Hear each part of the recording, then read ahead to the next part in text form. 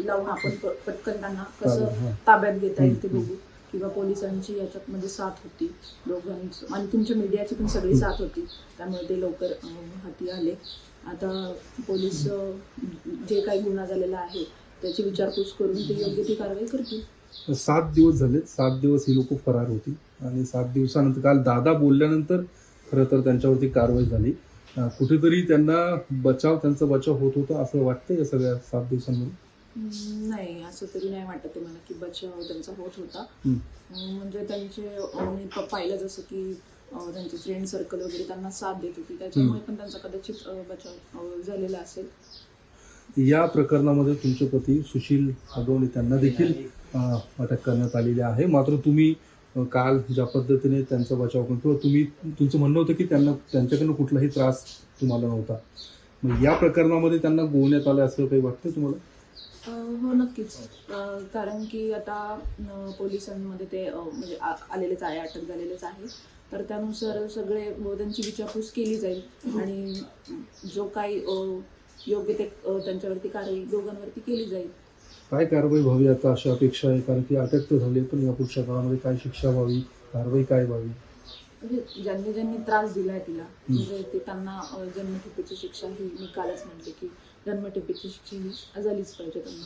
दुसरी गोष्ट हे सगळं अगोदर केलं असतं, म्हणजे पोलिसांनी कारवाई केली असते, अटक केली असते, तर हे झालं नसतं असं वाटतंय का? म्हणजे लवकर कारवाईच्या प्रकरणात व्हायला पाहिजे, कारण तो पण गुन्हा दाखल केला होता. हो, नक्कीच. मी म्हणेल की जर माझे मिस्टर असते तरी त्यांनी लवकर, म्हणजे त्यांनी फरार न होता लवकर त्यांनी समोर येऊन जर सांगितलं असतं की हे काय माझा संबंधच नाहीये याच्यात वगैरे, नक्कीच आज त्यांना म्हणजे ते याच्यातून बाहेर पडले असते किंवा अटक नसते झाली. म्हणजे जे मेन सूत्रधार आहे ते तर म्हणजे मीडिया समोर आलेलेच आहेत चौघेजण. ते गुन्हा दाखल झाला कोर्टमध्ये तुझ्या संदर्भात, त्यावेळेस पोलिसांनी कारवाई केली असतं, पुढचं वैष्णवीचं प्रकरण घडलं नसतं, असं सगळं प्रकरण झालं असतं. हो, नक्कीच. की त्यावेळेस जर पोलिसांनी योग्य ती कारवाई घेतली, म्हणजे हाती लावली असती, त्यावेळेस पण यांना पकडायची भूमिका घेतली असती, तर ते नक्कीच आजही नसतं झालं. दुसरी गोष्ट असं की निलेश चव्हाणवर गुन्हा दाखल झालाय वारजे पोलीस स्टेशन. हा निलेश चव्हाण कोण आहे, काय कुटुंबाची तुमच्या संबंध होता, हे सगळं माहिती तुला? तू कधी म्हणजे माझं नवीन लग्न झालं तेव्हा तो म्हणजे सारखा यायचा घरी, पण मला इतकी माहिती नव्हती. पण नंतर थोडे काही काळानंतर मला कळालं की ते असे करिश्मा म्हणजे माझी नणंद आहे, त्यांचे फ्रेंड्स आहेत म्हणून, आणि ते कायम माझ्या भांडणामध्ये वगैरे ते असायचे, म्हणजे वैष्णवीच्या म्हणा किंवा आमच्या म्हणा भांडणामध्ये ते त्यांनी असायचे. बाळाला जवळ घ्यायला आले तेव्हा बंदूक दाखवली त्या म्हणजे वैष्णवीच्या नातेवाईकांना असं सांगितलं होतं. खरं तर त्यांनी बंदूक दाखवल्यानंतर त्यांना बाळ दिलं नाही, परत ते पवळेंकडे गेलं.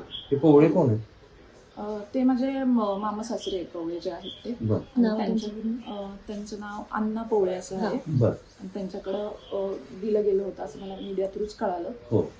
आणि म्हणजे जो निलेश चव्हाण आहे त्याच्यावरती एवढे गुन्हे दाखल असून त्याच्याकडे रिव्हॉल्वर कशी आहे हे मुळात कारण आहे. तो धमक्या देत होता म्हणजे तिकडे, म्हणजे तो विचित्रच, म्हणजे गुन्हागारच असं समजायचं आपण की तो तेवढा बोलू शकतो, करू शकतो ह्या सगळ्या गोष्टी.